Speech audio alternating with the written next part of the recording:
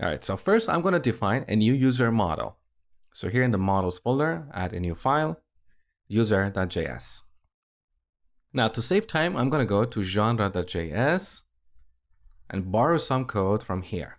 So copy, back to user.js, paste it here. Now on the top, so we have this schema. I'm going to define this while calling the model method. There is really no need in this case to define this as a separate constant. So let's get this schema object and add it here.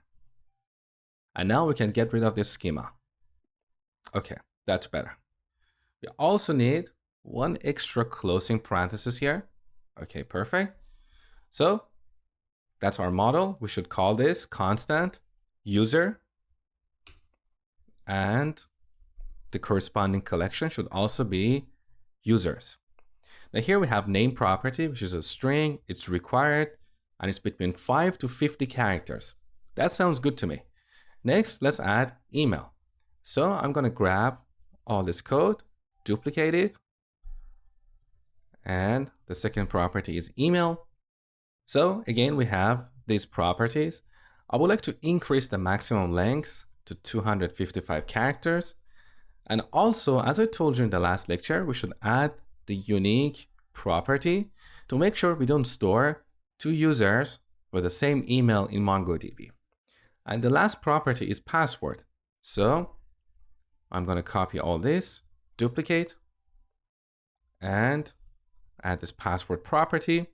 Now I'm going to set the max length of passwords to a higher value because we're going to hash these passwords. And honestly, I don't remember on top of my head what is the length of these hashed passwords. So let's say 1024 characters. And here we don't need the unique property. Next is our validate function. So we need to rename this to validate user. Validate user, that takes a user parameter. Here we have name, which is between 5 to 50 characters, and it's required.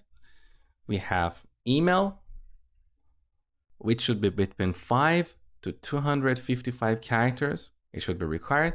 And here we also call the email method to make sure it's a valid email.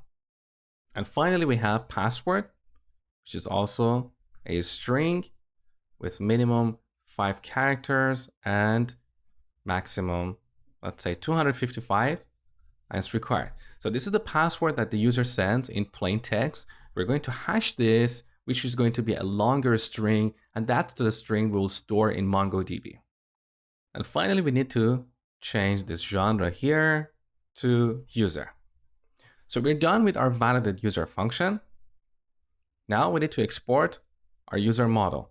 So we don't need the first export statement. That's for our schema. Delete. Here we're going to export this as user, and our validate function is also good. And here's our validate function. Beautiful. So we're done with our user model. In the next lecture, I'm going to add a route to register new users.